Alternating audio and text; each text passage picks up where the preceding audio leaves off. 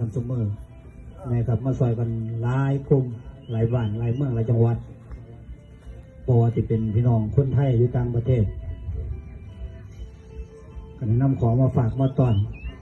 นะครับที่เรื่องบ่ได้ขาดบ่ได้ตลอดตั้งแต่ไปหาครูบาอาจารย์ก็คือพระแม่นางธรณีบ่เคยละอยู่ในความเคารพนอบน้อมการเด็ดการทำเฮาก็มีผู้แม่ครูบาอาจารย์